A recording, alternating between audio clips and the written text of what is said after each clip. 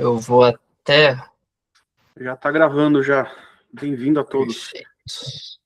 Boa noite, então, pessoal. Bem-vindos ao 7º módulo, um módulo onde nós vamos aprofundar muito mais ainda no conhecimento do Bitcoin, entender por trás ali também da engrenagem, entender na prática como que a gente faz para cuidar dos nossos centavos de Bitcoin ou satoshis. E essa noite quem vai conduzir o módulo é o Luiz Molina. Luiz é um amigo empreendedor, tem um conhecimento muito amplo dentro dessa área. Alguns de vocês já viu ele no módulo 3, ele estava como assistente, também participou, enfim. E vou passar a palavra para ele, a gente vai estar junto aqui, espero que vocês aproveitem bastante o módulo. É contigo, Luizão. Vamos lá, pessoal, boa noite, muito prazer estar com vocês aí de novo. Agradecer aí pelo pessoal que tem organizado esses encontros e que proporciona esse aprendizado aí, porque eu queria que quando eu tinha a idade de vocês, alguém tivesse me ensinado sobre Bitcoin, porque eu demorei muito tempo para começar a aprender sobre, porque como o Bitcoin ele tem uma origem descentralizada, ou seja, né, ele não tem uma pessoa ou uma empresa, uma única instituição que cuida dele, ele geralmente parte de pessoas que têm vontade e que querem que façam com que as outras pessoas aprendam de levar esse conhecimento para frente. E isso tem se tornado mais realidade agora. Então, parabéns aí para vocês todos, Marcelo, o Johnny, o Pedro, o Jeff, todo mundo que está participando, porque essa daqui é uma oportunidade realmente única, que tem outras pessoas, inclusive aqui no Brasil, na idade de vocês, que não vão ter essa oportunidade. É um privilégio bem grande. E hoje, sobre o conteúdo, a gente vai falar de soberania na prática, né? A soberania, ela é uma palavra que ela vem de um fundo de uma semelhança, e com semelhança eu quero dizer que é parecido, mas é diferente de igual, porque igual é quando uma coisa é exatamente igual a outra, e soberania ele é semelhante, que é parecido, né? Justamente porque quando a gente fala sobre liberdade, a gente está falando de uma coisa onde você pode fazer o que você quiser. Mas nem sempre fazer tudo o que a gente quer vai ter o melhor resultado. Ter liberdade é uma coisa que é importante, porque são das liberdades onde a gente vai aprender muita coisa, a gente vai conhecer muita coisa diferente na vida, mas quando a gente não tem responsabilidade para curtir essa liberdade, pode ser que a gente acabe se dando mal. Então, é daí que vem a palavra soberania. Eu não sei se vocês, eu sou um pouquinho mais velho, eu tenho 29 anos, se vocês chegaram a ver os primeiros filmes do Homem-Aranha, mas tem quem gosta de, né, quadrinhos e de filmes, existe uma cena no Homem-Aranha onde o tio dele, que é o tio Ben, ele fala ele fala justamente essa frase: com grandes poderes vem grandes responsabilidades. Porque é exatamente sobre isso que eu estava falando, porque se a gente não sabe curtir essa liberdade, a gente não tem responsabilidade para curtir essa nossa liberdade, a gente pode acabar se prejudicando mais do que aproveitando essa liberdade que a gente tem. Então, é daí onde vem você ter a permissão para fazer e ter a disciplina para conseguir chegar até o final. Então, é justamente sobre isso que a gente vai falar hoje. A gente vai dar o conhecimento para vocês, para que vocês possam curtir essa liberdade que o Bitcoin proporciona para todo mundo. E assim, agora vocês podem ter ainda até uma necessidade menor, porque ainda não chegaram no mercado de trabalho, por exemplo, mas isso vai ser um momento que vai chegar na vida de todo mundo, que vai ser uma arma muito poderosa e um benefício muito grande vocês já terem conhecido isso antes de muita gente, porque com certeza quando vocês chegarem lá, vai ter muita gente que não vai ter esse conhecimento, e vai ser extremamente importante. Então, falar sobre soberania, liberdade com responsabilidade. E ela vem justamente, a gente fala sobre essa soberania, porque é uma habilidade importante na nossa vida, principalmente quando a gente começa a ter as nossas coisas. Porque no começo da vida a gente ganha muita coisa de presente, quando a gente faz aniversário e etc. Depois a gente começa a conquistar as nossas coisas, e tem coisas que são nossas, e tem coisas que são nossas, realmente nossas, e tem coisas que podem ser de uma responsabilidade compartilhada, ou seja, a casa é dos meus pais, eu tenho o meu quarto dentro da casa dos meus pais, só que eu tenho a responsabilidade compartilhada com eles de organizar o meu quarto, de ter as coisas sempre à mão, não ficar uma bagunça e etc. E na nossa vida financeira, isso vem mais ou menos nesse mesmo sentido. Por exemplo, a gente está vendo aqui duas imagens, né? E daí a gente tem o banco aqui do lado esquerdo, onde você tem o seu dinheiro lá dentro da sua conta do banco, você pode usar ele à vontade e aquilo é seu, mas sempre vai ter alguém que vai ter uma responsabilidade maior sobre aquilo, que daí seria, no caso, os administradores ou donos do banco, né? Nesse mesmo exemplo, como eu tinha falado para vocês aí, do nosso quarto dentro da casa dos nossos pais. E muitas das vezes é importante ter essa soberania, ter essa independência, porque as regras do jogo muitas das vezes podem mudar no meio do caminho. E daí você nunca vai perder o acesso de algo que é realmente seu, porque ele é só seu. Então daí a gente coloca aqui dos dois lados, o banco e o Bitcoin, onde o Bitcoin você tem 100% de controle sobre ele, contanto que você tenha o conhecimento para tal, né? Se você aprender a como utilizar ele, ninguém vai tirar ele de você. E por outro lado, o banco, ele é uma permissão, onde você pode utilizar aquilo, mas se você não souber utilizar, ou você não tiver responsabilidade o suficiente, você pode ser, e eu vou falar uma palavra difícil agora, ser cerceado. Cerceado é ser bloqueado, ter o seu acesso negado. Então, no Bitcoin, contanto que você tenha o conhecimento suficiente para dominar ele, ninguém vai tirar ele de você. Ele é só seu. Certo? Então, esse daí seria o primeiro conceito, que seria o conceito de soberania que eu já tinha introduzido para vocês lá atrás. E daí a gente vai falar sobre o poder do grão aqui, né? Que seria uma unidade, um pequeno pedaço de um Bitcoin todo, que é chamado de Satoshi. A gente ouve muito falar do Bitcoin porque ele foi a unidade original que foi elaborada e foi pensada por Satoshi Nakamoto, seja quem ele for, que temos, né, suspeitas de que seja uma pessoa ou mais de uma pessoa, isso pode entrar numa discussão no futuro. Mas um Bitcoin hoje, ele, como muitas pessoas conheceram, e ele já se tornou muito popular, e por ele ter uma quantidade finita, ou seja, não existem infinitos Bitcoins, existe uma quantidade que ele foi criado, e que agora elas vão ser só divididas entre as pessoas que já conhecem o Bitcoin. A gente vai até falar depois de outras formas de como conseguir os seus Bitcoins, mas que conforme você for adquirindo, geralmente, dificilmente hoje alguém vai ter um Bitcoin inteiro, porque ele vale muito. Muitas pessoas conheceram o Bitcoin, quiseram ter e sobrou menos para as outras pessoas, então cada vez esse valor dele vai subindo e vai ficando mais difícil de conseguir um Bitcoin inteiro, mas a gente sempre pode conseguir um pedaço agora que pode parecer pequeno, tá? Mas que lá no futuro ele vai valer muito mais. Como eu falei, eu queria ter aprendido sobre o Bitcoin. Quando eu conheci o Bitcoin pela primeira vez, eu ouvi falar, se alguém tivesse me falado o que era um Satoshi, como eu poderia ter um Satoshi, talvez o meu futuro tivesse sido muito diferente do que está sendo hoje. No bom sentido, não que não esteja sendo bom, mas que poderia ser muito diferente do que está sendo.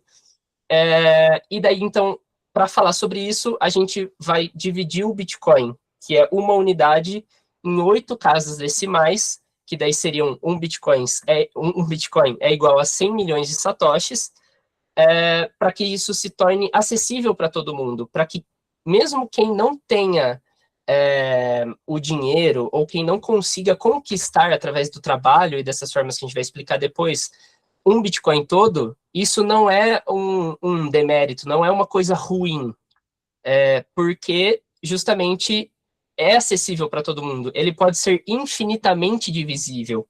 Um satoshi, inclusive, ele pode ser dividido em um millisatoshi. Isso são unidades que vamos dividindo para que todo mundo possa ter acesso. Então, desse slide, o que eu quero que vocês levem de conhecimento é um Bitcoin é igual a 100 milhões de satoshis. É um seguido de 1, 2, 3, 4, 5, 6, 7... 1, 2, 3, 4, 5, 6, 7, 8 casas decimais. É isso. Luiz, Diga. tá me ouvindo bem?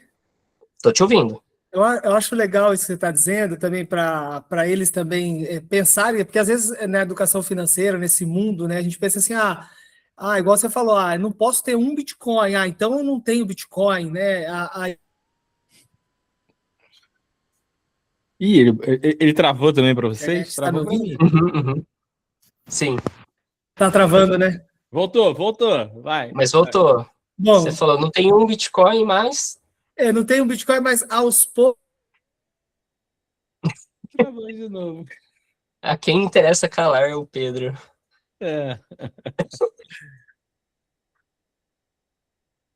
Mas eu acho que é muito disso. Não é... E eu troquei por uma palavra difícil que seria demérito, né? Mas assim, não quer dizer que você não tenha um Bitcoin inteiro, que você não tem um Bitcoin. Eu mesmo nunca tive um Bitcoin inteiro ao mesmo tempo.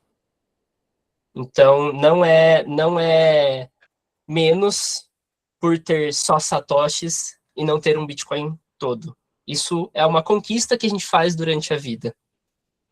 Se você quiser dizer, Pedro, acho que talvez a gente esteja te ouvindo agora. A Alana, enquanto o Pedro se estabelece... Alana, qual Oi. ponto que você quer trazer? Você levantou a mãozinha? Não, eu só ia fazer uma pergunta que eu acho que ele falou, mas eu não peguei. O que são satoshis? Excelente pergunta. Antes de responder a pergunta, a gente já vai devolver para todo mundo aqui, Luiz, o seguinte. Quem aqui já ouviu falar em satoshis? Ele não é o criador do Bitcoin? Boa. Quem já ouviu aqui falar de satoshis como fração de Bitcoin, como se fossem os centavos de Bitcoin? Muito bom, o Daniel colocou no chat, ó, frações de um Bitcoin. Exatamente. Mas isso aí, eu devolvo essa pergunta para o Luiz. Luiz, a Alana perguntou, o que são os satoshis? Eu chamo de satoshinhos. Exato. E quem respondeu que foi o criador do Bitcoin não está errado. É certíssimo. E essa fração, esse pequeno pedaço, ele realmente foi batizado, né, em homenagem ao criador do Bitcoin. E apesar dele ser, sim, eu gosto de dar esse exemplo também, de ser um centavo do Bitcoin, a gente só precisa tomar esse cuidado, porque quando a gente está falando de centavo, a gente está acostumado a falar do real, e quando a gente fala de centavo, a gente divide R$1 em 100, então 1 centavo é uma parte de 100 de R$1. Perfeito. O Bitcoin, no caso do Satoshi, ele é mais ou menos a mesma coisa, só muda que não é 100, que seria de 100, de 100, né? Seriam 100 milhões. Então, não é exatamente 1 centavo, mas ele se comporta como um. Ele é uma fração, né? É um pedaço menor de um Bitcoin inteiro. Boa, Luiz. E aí, só para o pessoal entender, em vez dele ter 2 casas decimais depois da vírgula, ele tem 8. Exato. É como se a gente pudesse pegar R$1 e dividir em muitos centavos, né, em muitos pedaços menores. Só que a gente não faz isso porque não vale tanta coisa R$1, né, para a gente dividir por tanto.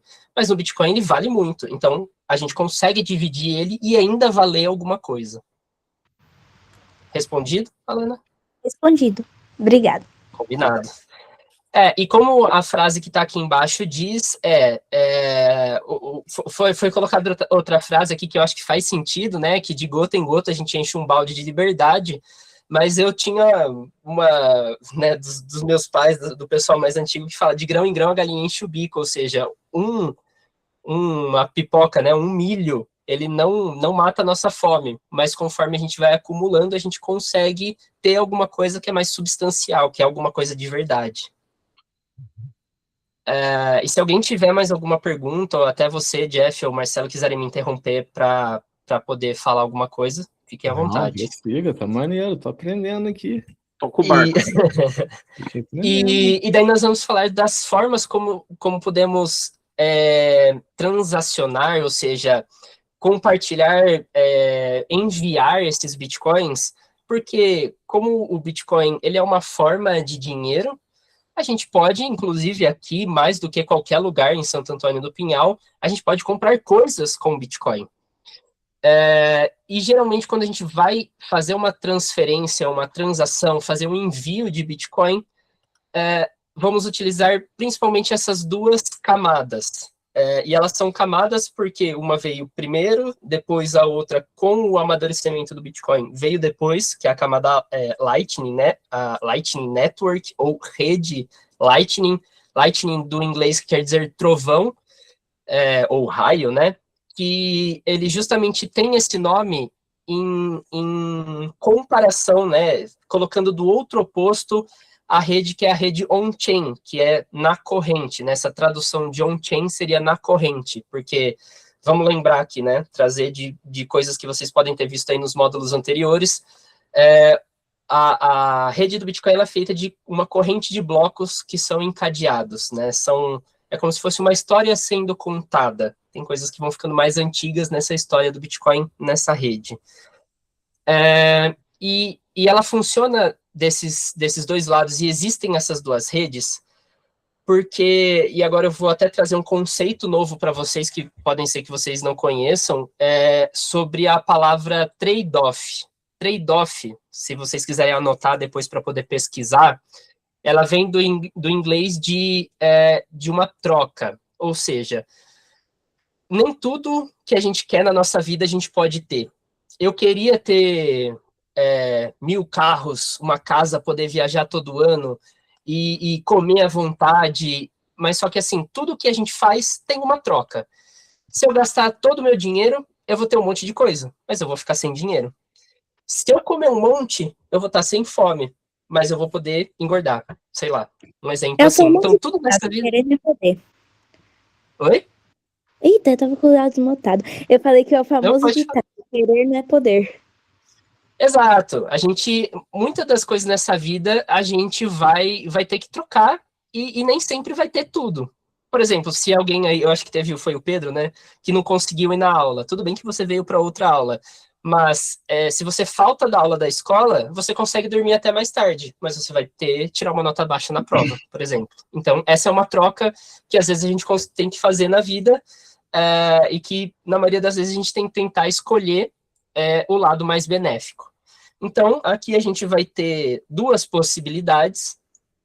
A gente tem a rede principal do Bitcoin, onde aqui está descrito como o caminho do ouro, é lá que os seus Bitcoins eles vão estar mais seguros, só que a gente tem esse trade-off de a gente troca a segurança por velocidade, ou seja, os Bitcoins, quando a gente vai fazer uma transação, vai enviar para alguém, quando a pessoa recebeu, de fato está lá com ela, é muito seguro, não tem como retornar esses bitcoins, então não tem como você, depois que alguém te enviou, a pessoa te tomar de volta, só que a troca é que a gente vai ter isso como mais lento, muitas das vezes vai ser mais caro e com taxa, né? Hoje quando a gente vai pagar alguma coisa, se a gente usa o Pix, alguma coisa do tipo,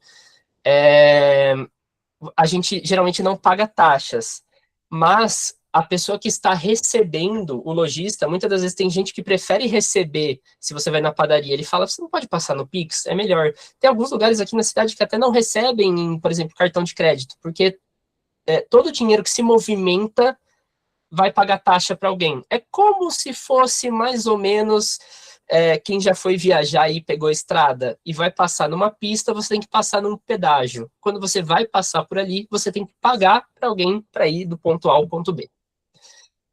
Isso na rede on-chain, que é a rede principal, ele é mais caro, mas você tem essa taxa que pode ser variável. Ela pode subir, ela pode ser mais baixa.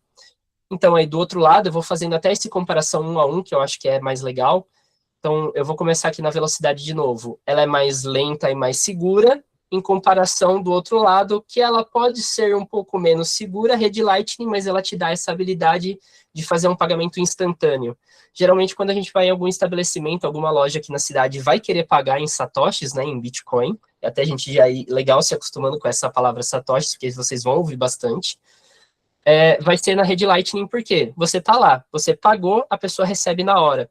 Em contrapartida, do outro lado, na rede principal, você ia pagar, e no mínimo 10 minutos a pessoa recebe lá do outro lado. Então, às vezes você pode ter ido embora da loja e a pessoa que é a dona da loja ainda nem recebeu esse dinheiro.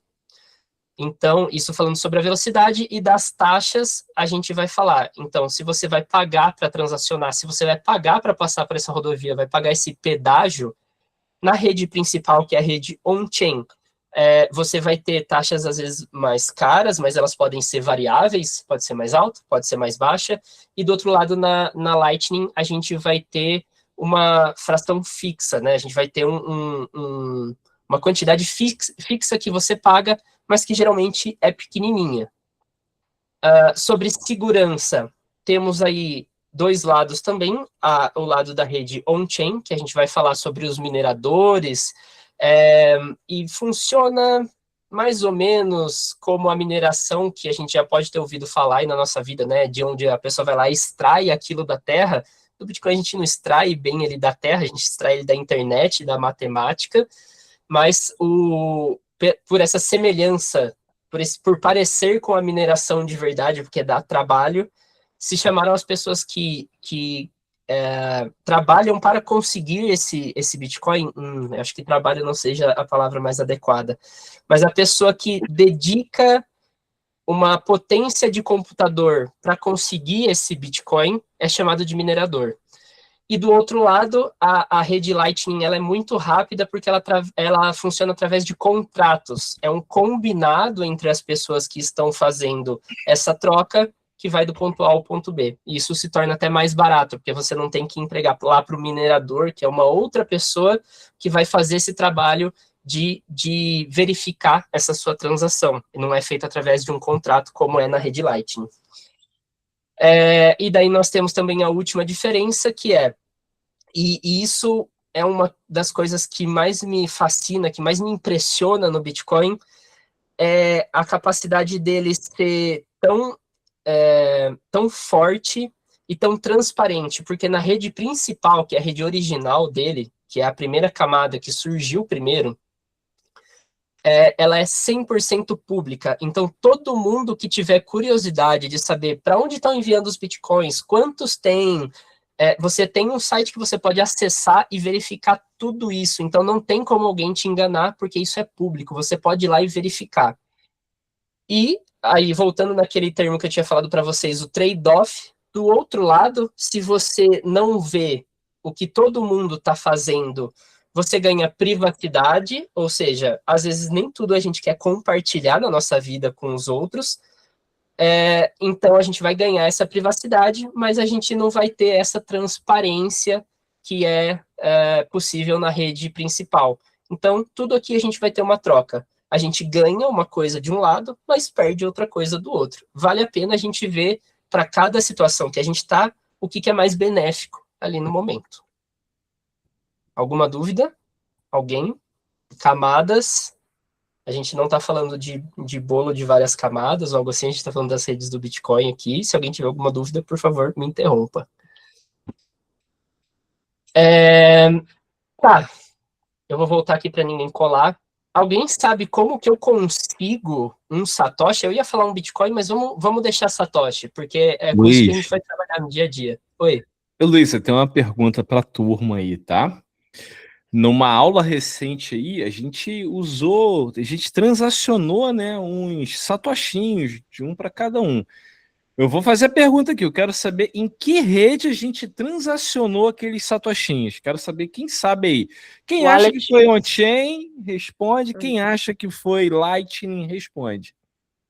Foi na Lightning? Você tá me perguntando ou você tá afirmando? Eu tô afirmando. Eu tô afirmando. Muito bom, Alana. Pessoal tá craque, hein? Todo mundo acertou aí. É light, né? A gente usou a segunda camada, pagamentos instantâneos. É isso. É Com isso, você, é Luiz. isso. E assim, então vamos lá. Voltando à minha pergunta, tirando o que o Jeff entregou para vocês aí, né? Que qual seria outra forma, além de conseguir com o Jeff, de conseguir um Satoshi? Alguém sabe me dizer? Alguém quer chutar? Por meio de corretoras? Não tá errado.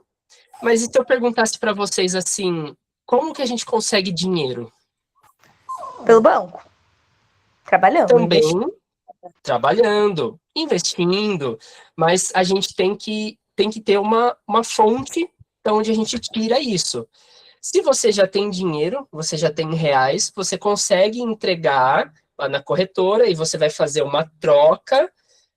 Então, daí você vai entregar R$ 1 para a corretora, R$ 2, R$ 100, o quanto você quiser comprar, e ela vai te devolver os bitcoins. Isso não é a única forma de conseguir, mas é uma das formas que geralmente o pessoal inicia por ser mais fácil. Você vai lá, você faz o seu cadastro, entrega os seus documentos, abre uma conta, deposita o dinheiro e troca esse seu dinheiro reais por Bitcoin.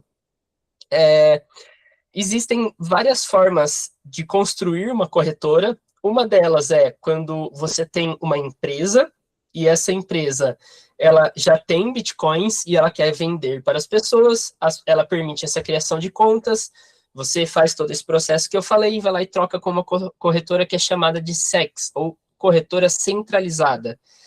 Ela é mais fácil, mas exige um cadastro, né, onde você vai precisar lá entregar os seus documentos para a empresa poder saber quem que está comprando dela ali. E do outro lado, a gente teria, e eu falo do outro lado, porque enquanto uma é centralizada, a gente tem dos outros lados as descentralizadas, ou as DEX, onde você usa um código que funciona por meio de contratos também, e esse contrato não tem uma empresa principal, na maioria das vezes, que vai poder mandar neles 100% do tempo, onde você vai conseguir fazer essa troca com outras pessoas, e esse contrato ele vai organizar eu que quero comprar com você que quer vender, ele vai casar essas vontades, e daí quem quer comprar, compra, quem quer vender, vende, e não precisou de alguém, um ente central, uma pessoa, uma empresa que vai fazer essa troca para você. É um código de computador que executa isso automaticamente. Existem peer-to-peer também, e essa é uma palavra mais difícil também, porque vem do inglês, mas peer quer dizer de ponto ou de pessoa, onde uma pessoa vai trocar com outra pessoa. Eu tenho reais, a Alana, por exemplo, que eu estou usando você de exemplo porque você falou, tá, Alana? Desculpa, mas se a Alana quiser comprar e eu quiser vender, a gente vai lá, combina e troca esse bem. Ou então, se a pessoa quer vender esses bitcoins, isso vale de um lado como vale para o outro. Essa foi a forma original onde Satoshi Nakamoto idealizou, foi onde ele falou assim, eu quero que o Bitcoin seja feito dessa forma. Porque o dinheiro, antigamente, quando a gente trocava cédulas de dinheiro, que isso já dificilmente se faz hoje, uma pessoa entregava o dinheiro e você vai comprar um pão, por exemplo, a pessoa entrega o dinheiro, o padeiro vai te entregar o pão e você fez uma troca peer-to-peer, de pessoa para pessoa com ele. Você deu o dinheiro, ele te deu o pão. Então é mais ou menos nessa forma que a gente troca e que é a forma mais correta de se trocar o Bitcoin, porque quando você vai comprar com outra pessoa, geralmente você é uma pessoa que você confia, com que você conhece, e então você tem essa segurança maior do que quando você vai trocar com uma empresa que às vezes nem aqui no Brasil tá. Então, essa é a forma correta, não é a única, né? E vamos falar de trade-off de novo. É sempre bom escolher qual é o mais adequado para você. Às vezes, fazer essa troca agora pode ser mais difícil, tem gente que prefere uma corretora, mas é a forma mais ideal e mais privada e soberana, ou seja, ninguém vai poder te impedir nunca de trocar um Bitcoin com outra pessoa por dinheiro ou por um bem, né, um pãozinho, algo do tipo. Isso, você nunca vai perder essa liberdade de poder fazer essa troca, porque vai depender de você e vai depender só da outra pessoa também. Então, tendo a vontade de trocar entre as duas pessoas, essa troca vai acontecer. E daí, voltando aí sobre o que a gente falou, outra forma de conseguir é através de trabalho. Você pode trabalhar e da mesma forma que você receberia o seu salário em reais, você pode receber também em Bitcoin. Claro, depende de quem está te empregando, do tipo de trabalho que você faz, e você pode trocar esse trabalho por Bitcoin.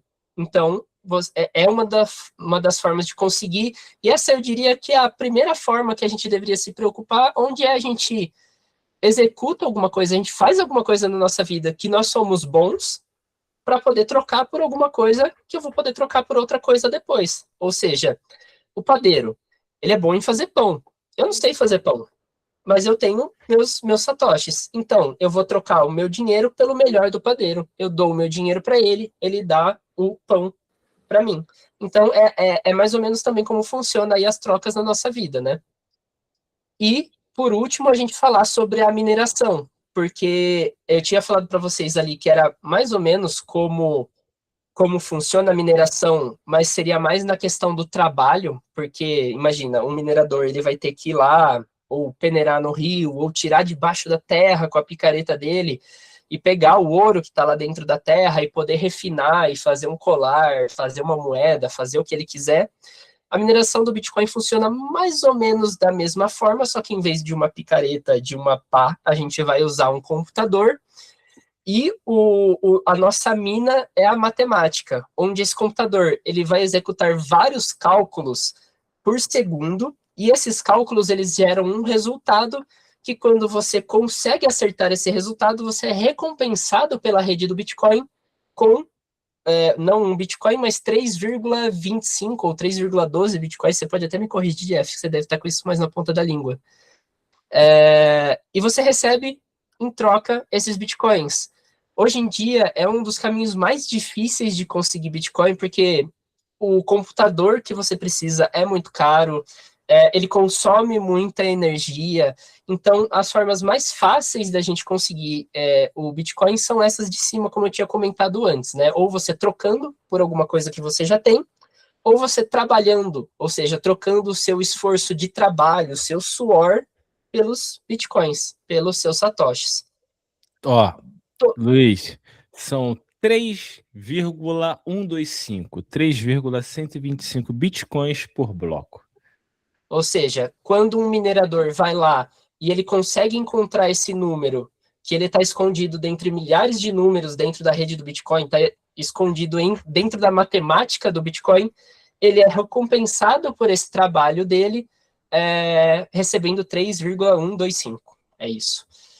E independente de como esse afluente, aí eu vou me perder um pouquinho aqui na geografia, mas existem vários rios que podem desembocar num rio maior. Ou seja, independente de onde vieram esses satoshis, ele sempre vai ter que estar na sua custódia. Ou seja, você ter as chaves, você ter o controle sobre esse seu Bitcoin. Certo? Vou passar aqui para o próximo slide. Então, e daí, aproveitando para falar sobre esse termo, né, de custódia. Custódia quer dizer quem tem a posse, quem tem realmente aquele ativo, ou aquele bem, aquela coisa, para ser mais genérico. E daí, quando a gente está falando de uma corretora, que, né, foi um exemplo que vocês deram aí também, as corretoras centralizadas é como se fossem um quarto dentro de um hotel. Ou seja, enquanto você está no hotel, você está seguindo as regras do hotel, você está durante a sua viagem, você tem a permissão de entrar no quarto, você pode dormir, assistir televisão, tomar banho, fazer o que você quiser lá no quarto, mas se algum dia o hotel fecha, ou então se alguém invade o hotel, se acontece um desastre natural e o seu quarto do hotel vai para o beleléu, alguma coisa acontece, você não tem o real controle daquilo porque você não é dono. Enquanto aquele quarto é do hotel, ele é do hotel, ele não é seu. Você tem a permissão para entrar e sair livremente, mas aquilo ainda continua sendo do hotel. E vale mais ou menos para essa questão da corretora. Enquanto seus bitcoins estão lá dentro da corretora, ele é um bitcoin de mentira. Ele está lá, é um número na sua tela, mas enquanto você não vai lá e tira ele de lá, ele ainda não é seu e você não tem a posse dele. Ele está com a pessoa que está aguardando ele para você, que tem a custódia dele e que guarda ele para você. De uma certa forma, para quem não tem experiência, tem um lado positivo aí, vamos dizer de novo, tem um trade-off, ou seja, você não precisa ficar responsável pelos seus bitcoins, mas pelo outro lado, você não tem eles de verdade, certo? Então a regra de ouro eu até gostei essa daqui do banheiro público também, você entra, faz o que você precisa sair, quer dizer, faz o que precisa fazer e sai o quanto antes, porque não é um lugar de ficar lá. Então, é isso. Você pega e você leva. Alguém quer perguntar alguma coisa? Só para complementar, né? Corretora não é carteira, tá? Guardem isso para a vida. Exato, exato. Muita gente já confundiu essas duas coisas e já perdeu muitos satoshis. Alguém levantou a mão? Tem uma pergunta. Marcelo, aproveitando que você falou isso, que corretora não é carteira, você pode explicar a diferença, por favor? A diferença é que você compra Bitcoin numa corretora. Algumas corretoras, elas fazem sua própria mineração e colocam à disposição Bitcoin, né? Quando você faz uma compra numa corretora, você tem que mandar isso para sua carteira, né? Você faz essa transferência por lá, de uma forma segura, né? Nunca deixar lá, porque pode acontecer, não sei se vocês já ouviram falar o caso da FTX, né? A FTX, quem tinha fundos lá, perdeu seus fundos, e até hoje muita gente não recuperou. Então, quer comprar Bitcoin, compra na corretora e transfere para sua carteira. Exato, exato. É mais ou menos, Pedro, vamos imaginar assim, não sei se vocês já tiveram essa experiência, porque, como eu falei, o dinheiro nota, o dinheiro moeda, hoje em dia a gente não usa mais com tanta frequência, mas é como se você tivesse o Pix na sua conta do banco, onde você tem um número lá, você sabe que ele está lá, mas se você não tiver internet, por exemplo, você não consegue enviar e pagar alguém.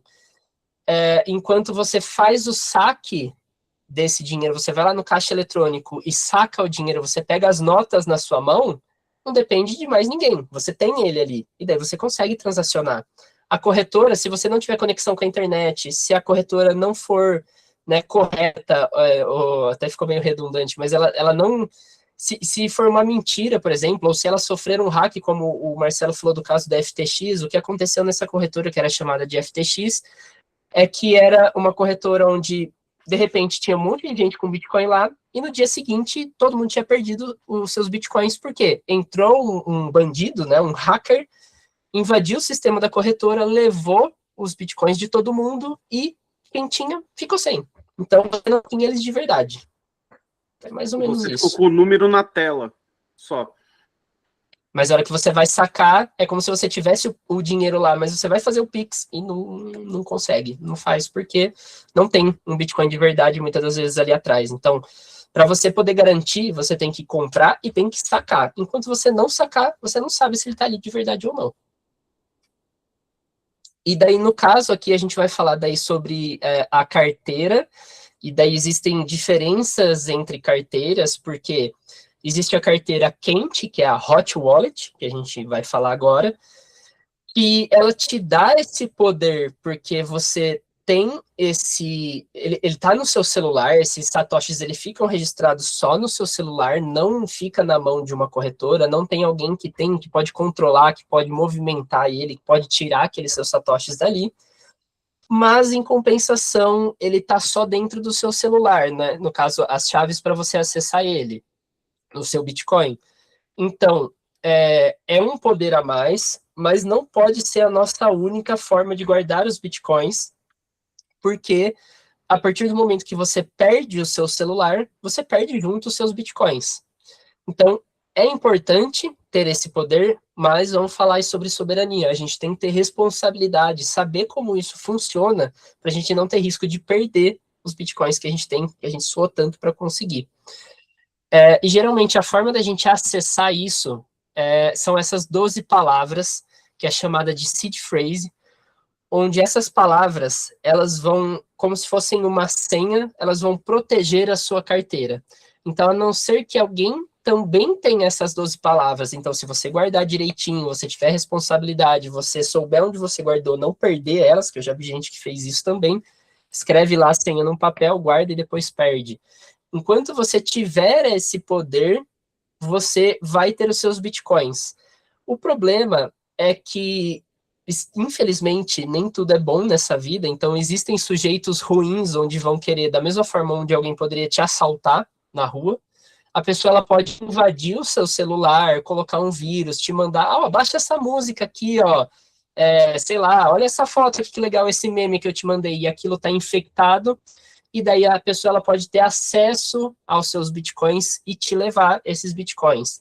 Isso é muito incomum de acontecer, tá? Mas é um risco que a gente está correndo quando a gente tem uma carteira onde está ali e que ele está só dentro do nosso celular. Perdeu o celular ou alguém teve acesso a ele, fala para o meu amigo aqui, olha essa foto que legal. Ele vai lá, abre o aplicativo da minha carteira e leva os meus bitcoins.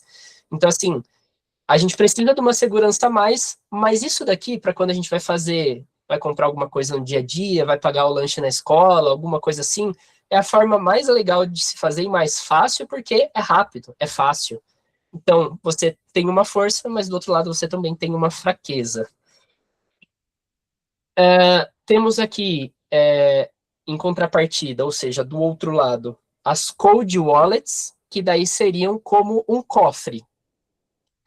Um cofre, ele é mais seguro, né? E ele também ele é projetado para proteger os seus bitcoins. Funciona também da mesma forma que a gente tinha explicado lá da carteira, onde você gera uma senha, que é de 12 ou 24 palavras, que daí essa senha ela vai te dar acesso aos seus bitcoins, só que você vai usar um dispositivo, eu acho que eu até tenho aqui, um dispositivo por cima que vai te dar uma proteção a mais.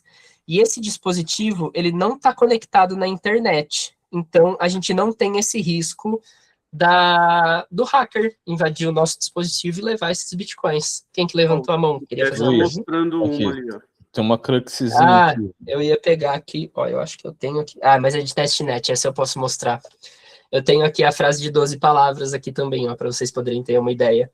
É um pedaço de papel, escrevemos as palavras, e daí essas palavras que vão dentro do dispositivo, que é o que o Jeff está mostrando aí. Que daí... pegar o dispositivo. Isso, tem várias. Tem algumas, essa daqui parece uma calculadora também. O da calculadora hoje não. Essa daí foi envolvida numa polêmica recente. Temos a Crux aqui também, a Jade, ó. E as 12 palavras no metal, ó. Isso aqui é uma placa. Isso. Você tem a plaquinha aí? Boa. Aqui na mão, aqui, ó. Legal. E a gente vai falar sobre elas também. Daniel tá com uma pergunta aí. Podem falar. Tem como deixar um pouco de satoshis no hot wallets e depois um pouco no cold wallets? Essa é uma das melhores formas de fazer, porque daí você consegue ter a facilidade de ter uma hot wallet para poder ir lá e comprar alguma coisa quando você quer, mas a maior parte dos seus bitcoins ele tem que estar num cofre seguro. É isso que eu tava pensando. Exatamente, belo insight, bom pensamento. Mas assim, da mesma forma, qual é o seu nome que eu não tô conseguindo ver a tela de vocês? Daniel. Isso, Daniel, da mesma forma onde você tem um cofre que ele tá muito seguro, é que nem você ter uma casa onde você tá do lado de fora e perdeu as chaves. Você não vai conseguir entrar, e daí você tá trancado para fora. Então, a carteira fria, perdão, que é a Cold Wallet, ela vai te dar essa proteção, mas ela vai exigir de você que você guarde as suas 12 palavras, com que você saiba acessar, porque senão imagina, você tem um cofrinho, você vai colocando lá, você juntou por 10 anos, colocou R$1 todo dia lá, e você falou, nossa, daí eu vou ter muito dinheiro, e daí quando você vai abrir, você perdeu a chave, ou você não consegue abrir ele. E daí você perdeu o dinheiro que estava lá dentro. Então, assim, vem com um grande poder de você estar realmente... Ninguém vai conseguir acessar, mas se você não souber cuidar bem e você nunca tiver tentado tirar aquele dinheiro daquele cofre, você não sabe se você consegue. E você corre o risco de perder. Então, vem daquilo que a gente falou sobre soberania. Você tem um grande poder, mas você tem que ter responsabilidade suficiente para conseguir cuidar e para conseguir acessar aquilo no futuro. É isso mesmo. E o ideal é, deixa um pouquinho no seu cofre, que é onde vai ser, você não vai mexer, eu não preciso gastar esse dinheiro. Deixa lá, eu vou economizar para quando eu quiser comprar uma bicicleta, um videogame, alguma coisa legal, você vai deixar no seu cofrinho. Mas você precisa de um dinheiro para ir lá e fazer suas coisas do dia a dia, para poder comer, para poder fazer alguma coisa, e daí você guarda na Hot Wallet. Podem perguntar. Ô Luiz, eu agora tenho uma pergunta que realmente eu esqueci dessa informação. Qual que é o máximo que a gente pode ter numa Wallet of Satoshi, por exemplo, numa Coinus? Você fala limite. Limite, quantos satoshis pode ter?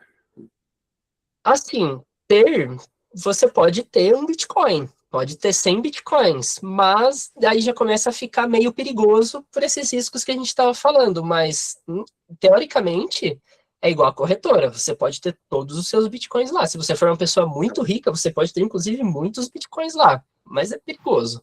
Beleza. A Alana tem uma pergunta.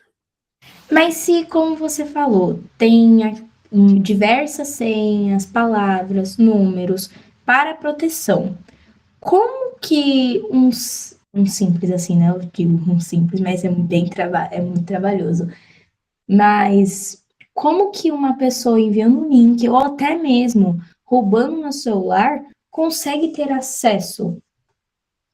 Boa pergunta. Sempre seguro. Excelente pergunta. Vamos lá, isso é verdade, porque eu acho que vocês, tem muita gente, quando eu vou falar sobre 2 fatores, o pessoal, tem algumas pessoas que têm mais dificuldade de entender, mas eu acho que vocês vão conseguir entender bem. Quando você tem uma carteira fria, que é essa que a gente estava falando aqui antes, você tem ali a possibilidade de fazer esse envio e é muito fácil, então se é fácil para você, é fácil para outra pessoa também. E daí, vocês estão vendo que ali no celular tem um botãozinho laranja escrito send, da palavra em inglês em enviar. Qualquer pessoa que apertar naquele botão vai conseguir enviar o dinheiro ou os satoshis que estão lá dentro daquela carteira. Quando você usa uma carteira fria, você precisa de um segundo fator, ou seja, de uma proteção adicional. A gente está até acostumado a isso quando a gente vai criar uma conta, às vezes numa rede social, ou em um jogo, ou em alguma coisa na internet. Tem um aplicativo que é chamado de autenticação de 2 fatores, onde você vai ter um código que, além de você colocar lá o seu e-mail e a sua senha para poder entrar, você vai precisar desse outro código que só você tem para poder entrar naquela conta. A carteira fria, ela funciona mais ou menos da mesma forma. A quente seria só sua conta com o e-mail e a senha, enquanto você vai precisar desse outro fator para proteger quando é uma carteira fria. Então, a carteira quente só depende do meu celular. Todo mundo que tiver o meu celular vai ter acesso aos meus bitcoins. Então, se alguém enviou um link para você e agora ele conseguiu invadir o seu computador e ele está vendo as coisas que você faz, ele pode roubar aqueles seus bitcoins ou o seu celular, também vale para o computador como para o celular. Mas quando a gente junta esse segundo fator de proteção, ou seja, a gente tem o celular, eu vou apertar aqui em enviar, só que quando eu vou fazer a transferência de fato, eu preciso autenticar, eu preciso autorizar na minha carteira fria. Então, mesmo que alguém roube o meu celular, se ele não tiver os 2 fatores, ele não vai levar os meus bitcoins. Respondida a pergunta? Sim.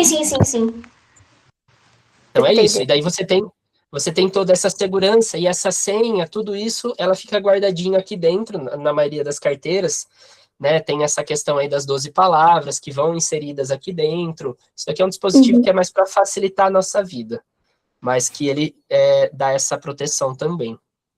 Entendi. E se alguém tiver alguma pergunta, podem me interromper de novo. E daí a gente vai falar aqui sobre como que funciona essa engenharia, essa lógica.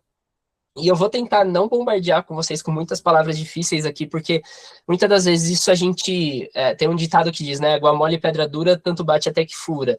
Você vai ouvir a primeira vez essas palavras, e você pode até achar estranho, mas que isso depois ela vai se naturalizando com o passar do tempo, conforme você vai ouvindo e conforme isso vai entrando no seu dia a dia.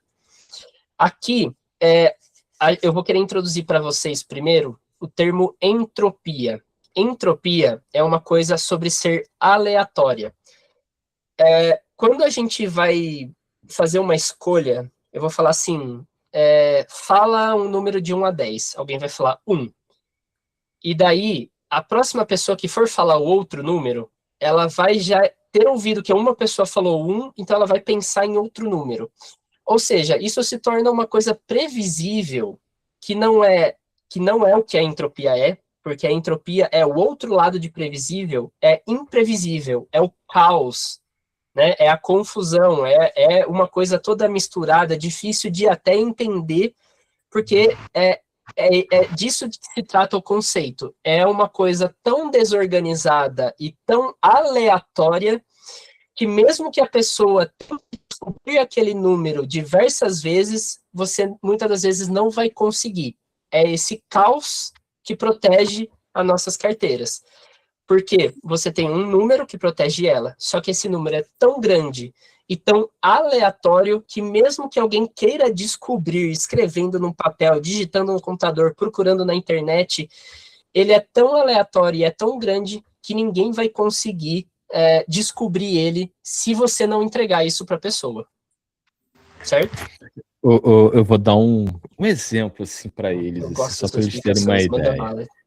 É assim, a possibilidade da gente achar o número que você tem ou a carteira que você tem, ela é igual se eu fosse encontrar um átomo no universo.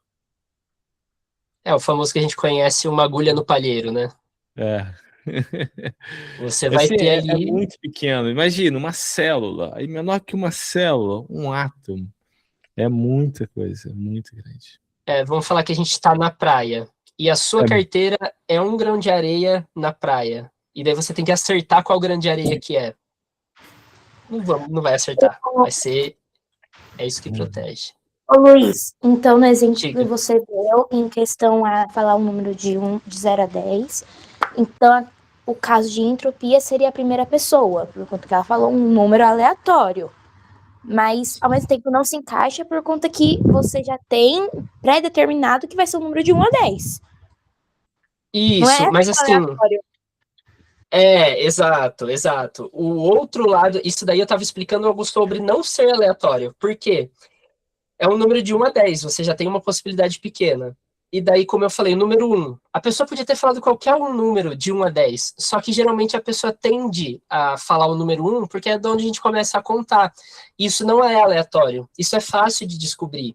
Tanto é que se eu pegasse aqui, ninguém ouviu a pessoa primeiro falando o número 1, e eu perguntar só para cada um numa sala separada, que número que você fala de 1 a 10? Às vezes muita gente vai falar o número 1, porque isso é previsível, é como a gente conta. Então, o nosso cérebro, ele é muito ruim de gerar coisas aleatórias. O nosso cérebro, pelo outro lado, ele é bom de observar padrões. Ou seja, a gente conta de 1 a 10, começa pelo 1, termina no 10, isso é uma coisa previsível. A entropia é o aleatório, é o completo oposto. Ou seja, é uma coisa que você não consegue prever, que não vai começar do 1 e terminar no 10. Ela pode ser qualquer outra coisa no meio disso. Entendeu? Sim. É isso mesmo. E uma das coisas que proporciona a proteção no Bitcoin é um algoritmo matemático, entendam como uma conta, uma fórmula, que é chamado de SHA-256. E essa fórmula é uma fórmula que a gente chama de só ida, ou seja, uma vez que você pega uma coisa, passa por essa fórmula e tira do outro lado, esse é um caminho sem volta. E é esse cálculo chamado de SHA-256 que são os cálculos que os mineradores executam para tentar encontrar o bloco do Bitcoin. Então, isso até um outro curso que a gente deu outro dia, o Jeff deu uma explicação brilhante de como isso funciona, mas é um conceito mais avançado, mas eu quero que vocês tenham contato com essa fórmula, né? Com esse algoritmo, que é uma das coisas mais importantes para a proteção do Bitcoin, onde você, uma vez que você sabe de onde você saiu e você sabe para onde você quer chegar, você consegue fazer esse caminho e dizer, ó, eu fui do ponto A ao ponto B. Mas quem vê você lá no seu destino não sabe de onde você veio. Ou seja, a pessoa ela pode ver a sua carteira do Bitcoin ali e ver o seu endereço, por exemplo. Mas você não conseguiria voltar no caminho inverso e dizer, saber qual é a senha da pessoa, quais são as 12 palavras da pessoa. Então, isso vai fazer esse caminho só de ida. Ou seja, você encontra uma pessoa na rua, você sabe que ela está lá na rua, mas você não sabe de onde ela veio antes dela estar ali. Então, é para isso que a gente usa esse cálculo matemático chamado de SHA-256, porque a gente precisa de uma coisa que pode ser pública e que todo mundo pode verificar que aquilo é verdade, mas ninguém consegue saber de onde aquilo surgiu, de qual carteira aquilo vem, quais são as 12 palavras, como aquela pessoa acessou aquela carteira, porque aquilo só você tem, certo? E o último conceito que eu vou falar para vocês hoje aqui sobre essa parte da engenharia do Bitcoin é sobre a BIP39. BIP39, a palavra BIP vem de propostas de melhorias do Bitcoin, em inglês, onde essa BIP39 é uma lista de 2024, 2048 palavras, acho que são 2048, onde você vai pegar essa lista e você vai pegar essa entropia que você gerou, ou seja, uma coisa muito aleatória. Essa entropia, ela vai fazer com que cada número gerado nessa entropia escolha uma palavra nessa lista enorme. Então, daí você tem uma coisa que antes era muito difícil de entender, imagina um número cheio de letras, cheio de números e grande pra caramba, agora está traduzido em uma frase de 12 ou 24 palavras de coisas que estão no nosso dia a dia. Então, fica mais fácil de lembrar, e geralmente isso é chamado de método mnemônico, né, ou frase mnemônica. Essa palavra mnemônica, ela vem de um conceito onde é uma coisa que é mais fácil da gente assimilar. É muito mais fácil você guardar uma frase como árvore, sol, rio, montanha, terra, semente, pedra, água, vento, do que você pegar um número 1, 2, 3, A, C, B, Z, D. Então, é uma coisa que vai facilitar você guardar essa entropia, esse segredo, essa aleatoriedade numa coisa que faz mais sentido para a gente no dia a dia, onde você consegue escrever num papel, guardar, e ainda às vezes tem gente, né, não recomendo ninguém fazer isso, tá? Mas existem pessoas que querem guardar essa frase dentro da cabeça, para ninguém mais ter acesso, só eu sei, mas a nossa cabeça, né? Bati a cabeça, esqueci, dormi, esqueci, perdi meus bitcoins.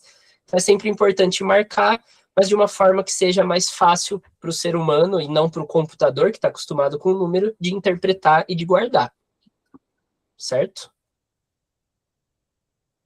Alguém? Alguma pergunta? Essa aula é mais difícil. Essa aula é boa. Ou eu estou explicando muito bem, ou vocês não estão entendendo. Tá explicando bem. Tô brincando. Tá muito bem. E lembra que eu tinha falado para vocês sobre essa BIP39, que seria essa lista de 2024 palavras? 2048, perdão. Você consegue... É isso mesmo, né, Jeff? Você está sendo 2048. É isso, né? Você ainda consegue... essa lista de palavras, ela é uma lista que é pública, todo mundo pode ver, mas ninguém vai saber em que ordem você escolheu essas palavras. E geralmente são 12 ou 24 palavras que você vai escolher para fazer a sua senha do Bitcoin. Você não, né? A entropia do computador, essa aleatoriedade, porque se você escolher, outra pessoa vai poder tentar descobrir o que você escolheu, se ela souber mais ou menos como você pensa, a lógica que você usou, ela poderia descobrir. Então, aí que é a importância da entropia. Mas eu queria falar para vocês sobre a 25ª ou a 13ª palavra, que é chamada de passphrase, que seria uma palavra adicional que, em vez de você só manter aquelas 12 palavras ou 24 palavras, que apesar de ser muito, muito improvável de alguém conseguir replicar aquilo e encontrar essas 12 ou 24 palavras, você pode colocar um fator de proteção a mais ainda. Uma palavra que só você conhece, que ninguém mais teve contexto daquilo, ou seja, ninguém sabe de onde você escolheu essa palavra, você vai colocar isso como um fator adicional. Então, em vez de você ter 12 palavras, você vai ter 13. 12 escolhidas naquela lista de 2.048 palavras e uma adicional que você escolheu.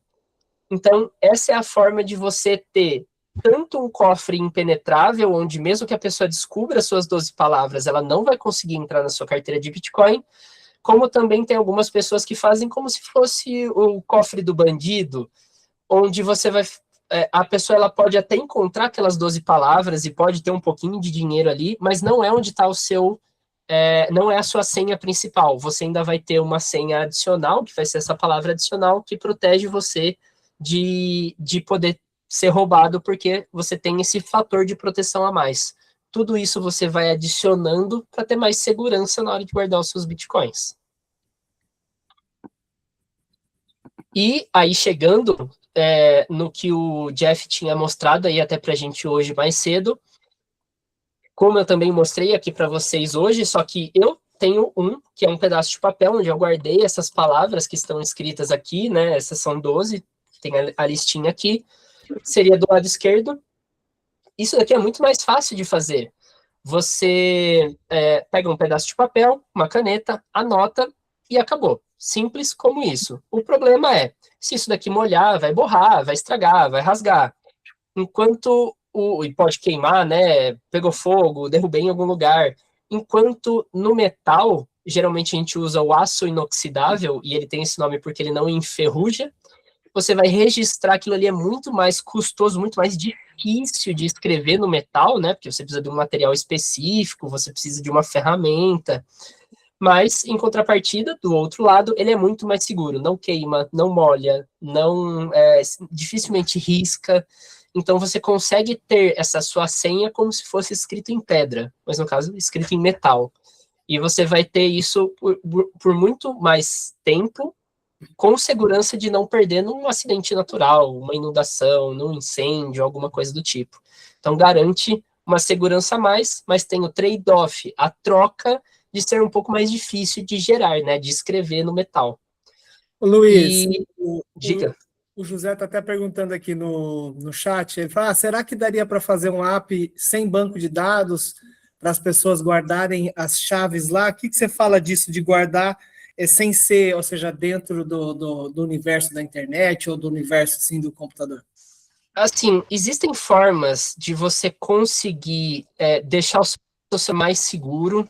Por exemplo, você falou dessa possibilidade de não ter um banco de dados, de não guardar essa informação de uma forma perene, né? De guardar isso por bastante tempo. Mas, da mesma forma, se você não guarda ali no seu celular, você também perde o acesso. Então, você precisa guardar aquilo, ou então você precisa guardar num pedaço de papel, mas toda vez que você for inserir no seu celular, e se tiver alguém observando aquilo lá, ele vai ter acesso. Não importa quanto tempo aquilo ficou ali, importa que quando você colocou no seu celular, tinha alguém vendo.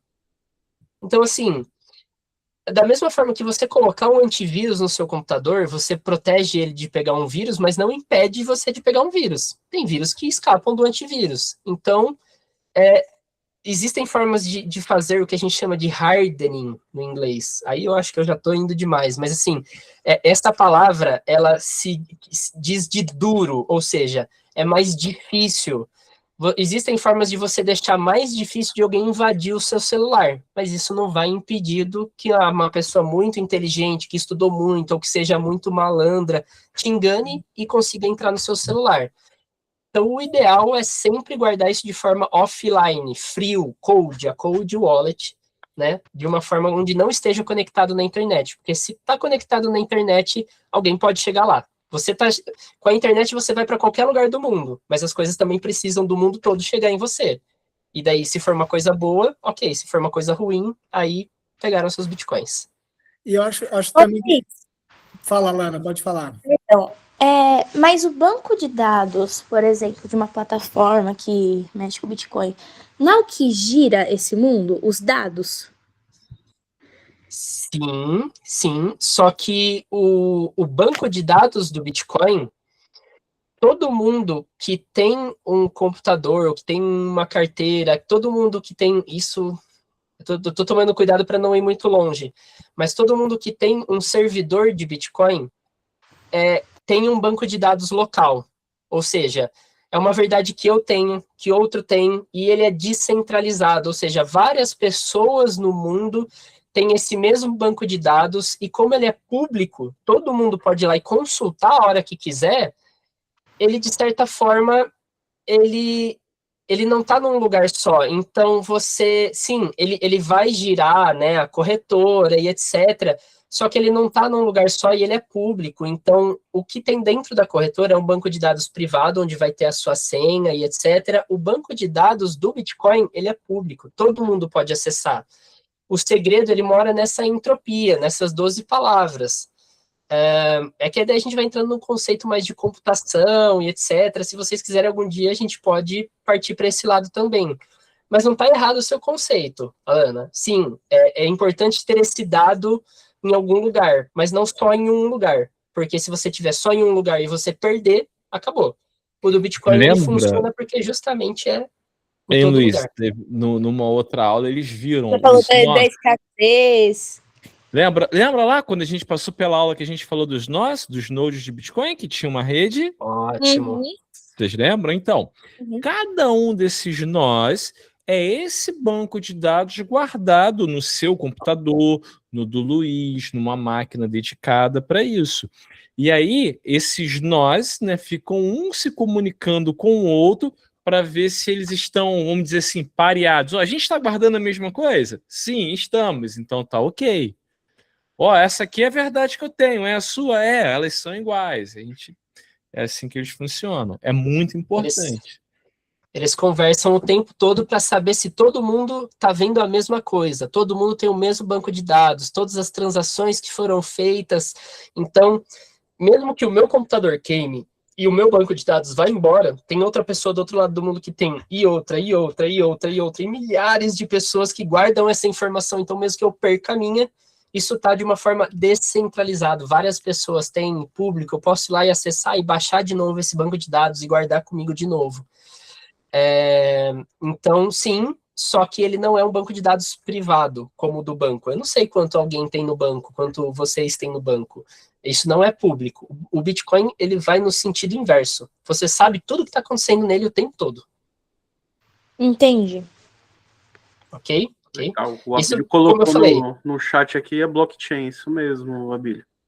Exato. Todo mundo pode ir lá e ver a corrente de blocos, né? Um bloco que vem depois do outro, até o momento que chega lá no primeiro bloco que foi minerado do Bitcoin. Então, é mais ou menos assim que funciona. E até sobre essa questão, falando de descentralização, a gente tem essa parte da diversificação, onde você vai pegar essas suas frases, essas suas senhas, e às vezes ter mais de uma cópia, para se você perder um, você ainda ter o outro.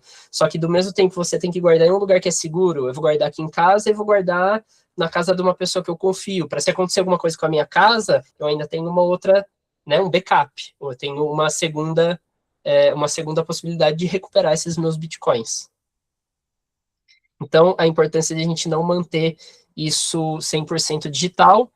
E aqui, infelizmente, vai o nosso último slide da aula, que daí eu queria até falar com vocês, porque isso é uma coisa que é importante da gente falar, porque a gente precisa ter foco na coisa correta, porque uma coisa que a gente costuma falar no Bitcoin é sobre sinal e ruído. Sinal é uma coisa que você vê como uma coisa clara. Ruído é uma coisa que atrapalha, é como se fosse, aqui que está comparando, a música e o barulho. A música é gostoso de ouvir, você entende, o barulho é confuso, é difícil de entender, e que muitas das vezes acaba te atrapalhando. E daí a gente pode falar aqui da montanha e da névoa. A montanha seria a música, é uma coisa que é bonita de ver, você gosta de ver ela, só que a névoa, ela vem e atrapalha essa visão da montanha. A mesma coisa é o valor e o preço. Se você dá muito duro, foi muito difícil de conseguir esses bitcoins, eu tive que trabalhar, eu tive que conseguir eles, e ainda depois que eu consegui, eu tive que guardar para ninguém pegar de mim. isso é o valor que você dá para aquele Bitcoin ou para aqueles satoshis, porque foi difícil para você, foi uma conquista sua. Então, isso se trata do valor, isso é o quanto aquilo você considera aquilo. E o preço, pelo outro lado, é o quanto estão dizendo que aquilo vale. Ou seja, se você vai na padaria e uma coisa custa R$10, isso é o preço. Mas o valor para o padeiro daquele pão, que ele deu o trabalho dele para fazer, muitas das vezes vale muito mais do que o preço. Então é importante a gente aprender a diferenciar essas duas coisas, porque o Bitcoin ele vai subir e vai descer de preço, muitas das vezes, por conta daquele que muitas vezes a gente ouve falar, que é a lei de oferta e demanda. Ou seja, quanto mais as pessoas querem, maior vai ser o preço dele. Quanto menos as pessoas querem, menor vai ser o preço dele. Mas no final, o que importa é o valor, é o quanto você considera aquilo e o quanto aquilo é importante para você, que é realmente o quanto aquilo vale. Então a gente não pode confundir as duas coisas, porque senão tem muita gente que vai ver só o preço, vai ver lá em cima, vai ficar super feliz e vai chegar lá embaixo, vai querer vender tudo, se desfazer, falar, eu nunca mais vou tocar nisso, mas o preço ele pode confundir a gente. A gente tem que sempre estar de olho no valor das coisas da nossa vida. Eu acho que aqui eu encerro o meu discurso, até passei um pouquinho aqui do horário, eu acredito, né? Mas eu queria saber se alguém tem mais alguma dúvida, se alguém não entendeu alguma coisa que a gente falou, queria falar de preço, valor, seed, palavras. Alguém gostaria de saber mais? Ô, Luiz, muito bom, muito bom. Inclusive, esse fechamento, né, com essa mensagem da diferença do preço e valor, acho que é muito importante para eles, para todos nós, né, entender que valor é aquilo o que realmente importa e preço é quanto uma coisa custa, né, e o Bitcoin, o preço do Bitcoin vai subir, descer, só que aqui eles estão aprendendo, estamos todos, né, aprendendo os valores fundamentais. E, claro, num longo prazo, a gente, né, reconhece que é um ativo ou é um lugar, né, de segurança para valorizar, no fim das contas, o nosso próprio tempo. Então, acho que foi muito boa a aula. Quer falar, Daniel, para fechar? Esse de preço e valor serve para muitas coisas na vida além do Bitcoin. Com certeza. Muita coisa. Com Foi igual a certeza. gente falou na última aula, né? Que foi tratado sobre. Acho que o Jeff que deu essa aula, que ele falou a diferença entre preço e valor. Ele pediu lá pra gente escrever 3 cores que foram caras, se você não vê a necessidade. Mas é Boa. mais. Eu acho que dá até para levar para uma coisa que vocês podem estar mais habituados. Eu não sei se já teve alguém na classe de vocês que é mais ou menos assim. Tem aquela pessoa que é super inteligente, aí ela, assim, estuda muito pouco, ela vai lá e tira 9. Aí ela fala, 9? Nossa, eu queria ter tirado 10. E daí, assim, para a pessoa, o valor daquele 9 é pouco para ela, porque ela queria ter atingido 10. Só que daí tem um outro colega que às vezes não é tão inteligente, ou então assim, né, que não conseguiu estudar tanto, ou então que estudou pra caramba e foi lá e tirou 7, que é a média. A pessoa fica muito feliz, porque ela se dedicou muito para chegar lá. Então, às vezes, não quer dizer que o 9, por ser um número maior, vale mais do que o 6 ou o 7 daquela outra pessoa, porque muito mais, às vezes, vale a dedicação e como ela fez para chegar ali do que realmente o número. Porque um número pode valer diferente para uma pessoa, 9 vale 1 para outro, tanto quanto vale 7 para outro. Às vezes a pessoa fica quer dizer, duas pessoas diferentes uma fica feliz de tirar 7 e a outra fica feliz de tirar 9. E Depende. então assim, diga. Eu ia falar, depende do tamanho da ambição da pessoa, do que a pessoa deseja, tem a ambição de ter, né? De conquistar. Exato. Não estou incentivando aqui ninguém a tirar 7, não, tá? Todo mundo tem que estudar, mas assim, às vezes é o que deu para fazer e a gente precisa valorizar o nosso esforço para ter chegado até lá. Maravilha, Mas o galera. objetivo é sempre 10. Se tiver mais dúvidas, também pode perguntar, colocar no chat, né, Luiz? No nosso grupo também de WhatsApp. Se vocês quiserem. Agradecer. Então, Marcelão, vamos tirar a foto aí para a gente fechar? Vamos. Deixa eu parar de Pessoal, compartilhar a tela aqui para sair. Quem puder colocar Aí. a câmera aí só para a gente registrar mais uma aula, 7ª aula, e lembrando que ó, falta pouquinho.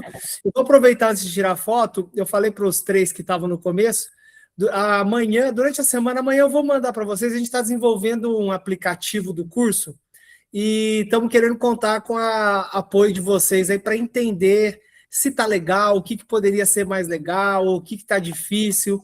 É um aplicativo com os exercícios do próprio curso da apostila. Então, vai valer 10 pontos, tá, para o desafio, quem completar até sexta-feira o aplicativo, só para dar uma incentivada para vocês também ajudarem a gente a ter essa visão, que é muito importante, principalmente o entendimento de vocês do que a gente está fazendo nesse âmbito ali do aplicativo.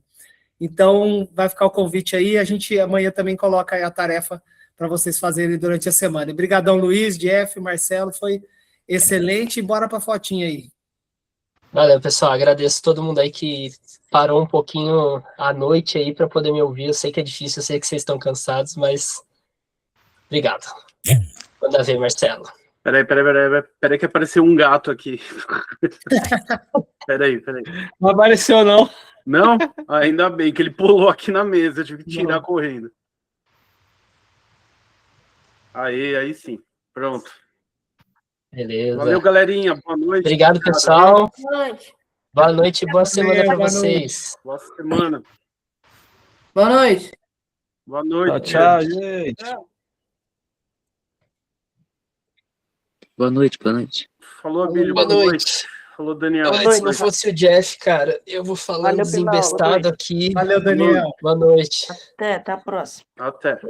Eu sou Marcelo, você para acelerador, a o Jeff é gravação, o por freio. favor? Nada. Pô, foi maneiro. É bom.